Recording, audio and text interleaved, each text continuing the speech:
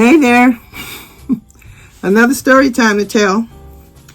I have an 11:15 doctor's appointment, and the reason I have to see is because Monday, what was Monday's date? Well, this week, Monday, I was in so much pain. Abdominal pain on my left side, they're all in my back, and I've been complaining about this for months to these doctors. First time after raising so much hell with my doctor, which I need to, I don't know, get rid of him, I don't know. However, with all that complaining, I finally got him to get me a scan, abdominal scan, and to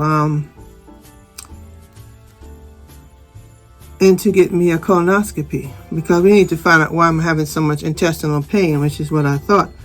But turns out the scan did show that I had something called diverticulitis, which is for holes and pockets in my intestines, which I've been knowing that for years. I've had it. So with this pain acting up, I thought it was a flare-up, was getting out of hand. So did the colonoscopy and stuff, and it was fine for quite some time. But recently, off and on, with, I caught that, as I mentioned in my previous video, if you haven't seen it, go back and watch that, that I was having a lot of breathing issues because I caught what I thought was the flu, and I always wear a mask when I go out the house. I never leave the house without one. Anyway, so I ended up with a respiratory infection, which sent me to several trips back to the hospital. 5 trips to the hospital. First it was chest pain, then it was acute bronchitis, severe asthma. Anyway, Monday afternoon, first of all, with doing the inhaler because of the breathing and stuff, the pulmonologist prescribed Trelegy for me, which I've been using and doing the breathing treatments. But then with all that, you would think that it would give me some kind of relief. It just seems like something was just pressing down on my chest. So, okay, then it increased the dosage. And I managed to have a relief, but in the meantime, I'm dealing with this over here. Up here, all back in here, in my back. And each time I do the inhaler or breathe, it just gets tighter and tighter. Okay, so I go back to the emergency room. Of course, they do the EKG and all that stuff, because before I mentioned, I thought maybe I was having a heart attack. I go into the hospital Monday night in pain, which from 3 o'clock in the afternoon, I went in. I didn't get home till 3 o'clock the next day in the morning. So when they finally, and there's so much radiation I've been through with all these CT scans and stuff, turns out I'm passing a kidney stone.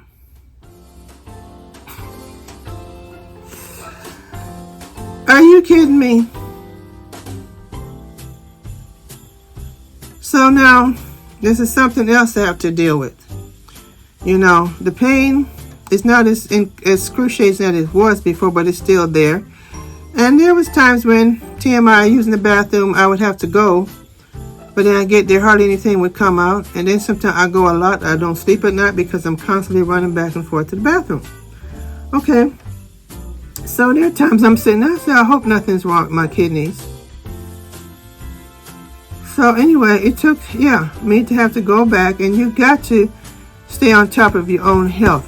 These doctors will tell you anything. You have to be persistent. Anyway,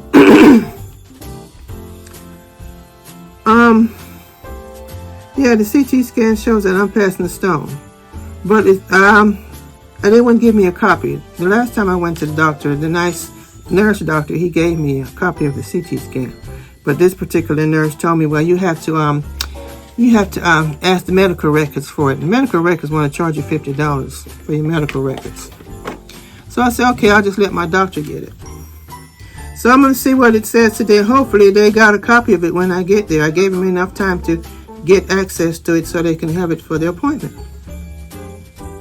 So anyway, the hospital prescribed a medication for me called Flomax or something like that. I read the side effects, and a lot of times I don't like medication. I do not like taking it. I read up on everything I get. So I read up on it, and it says it's used to treat prostates in men. So of course I refused to get it, and after doing research and talking to other medical professionals, they said no, and the pharmacists, no, they use that to also treat because it's the best thing to help break up the stone. I said, okay, I'll take it after I talk to my primary doctor, which more than likely, from what I read, all the other stuff, that's probably what he's going to tell me to take anyway. So I'll start taking it tonight. I have a little discomfort here, of course. So now I lost a couple of pounds, not much, but I've got to lose weight. I'm going to change my eating habits because kidney disease is no joke. And of course, I'm sure he's going to order blood tests and all the other stuff because I don't want it to go into a stage 2, 3, or 4 because then I'm screwed. So if there's anything I can do to let this thing pass and prevent it from coming back again, that's what I'm going to do. So I just hope that it hasn't advanced to a point, because I've been dealing with this for a long time.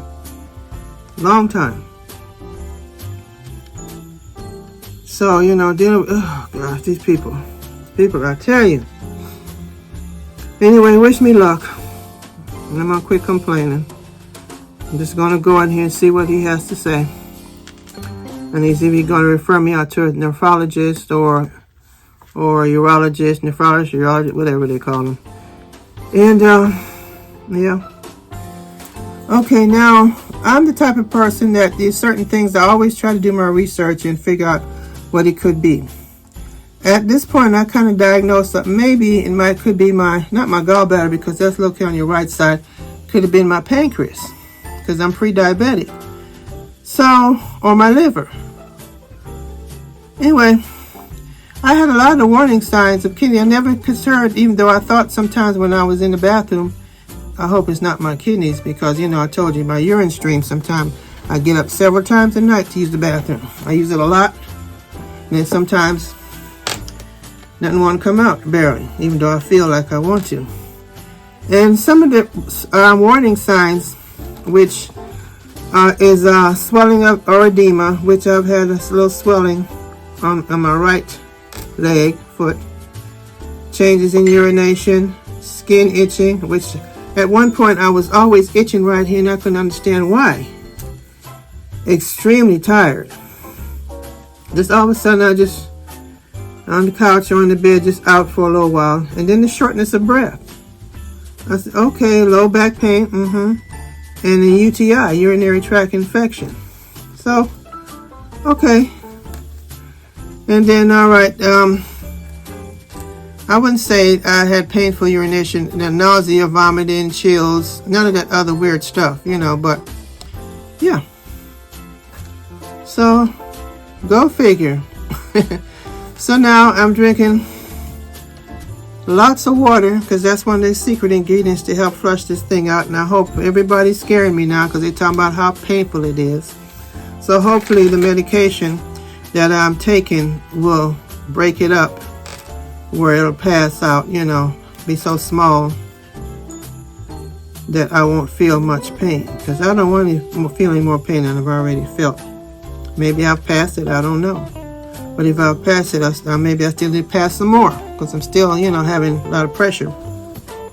Not as bad as before, because before it was intolerable. You can't find a comfortable position. I would take this pillow sometimes, and even when I'm sitting here at my desk, I'd put this thing and press it and lean up into it to kind of put pressure back there in that area to help relieve the pain. So after I leave the doctor's office, I'm going to go to the grocery store. And they said that lemons, carrots, bananas, cilantro, parsley, oranges, strawberries, celery, apples, spinach, and kale, berries. Certain things like that. Drink a lot of water, a low sodium diet. To basically that type of foods. And then it'll help me lose weight too. And that's what I'm going to do. I'm going to get those items, and I'm just going to watch what I eat. Not too much. I don't eat a lot of red meat anyway. I eat chicken and fish. And, yeah.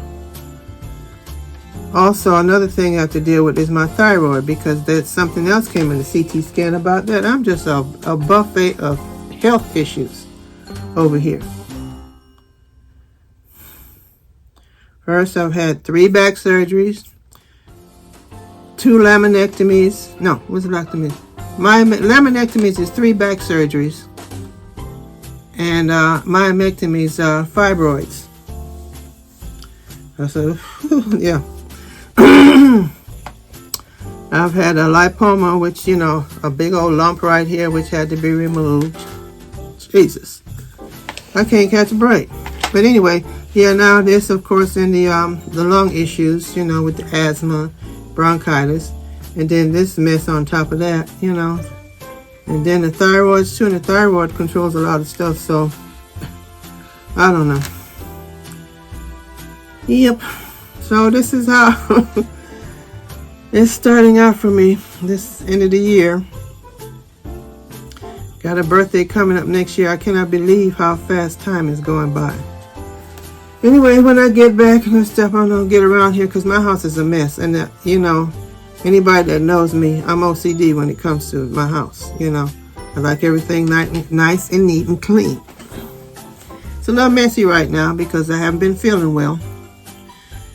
I did manage to get my tree up and try to do a little bit of decorating. That's all I'm going to do. Nothing major. Because I think last year I had a tree back here, tree in the bedroom, you know, tree in the living room. Yeah, so yeah, I'm going to try to get together and get some projects done, because now that I know what's going on, and I'm just going to have to start exercising more, you know, and take care of my health, because I don't want it to progress any further. Anyway, I want to wish you all happy holidays and pray for me. Take care. Bye-bye.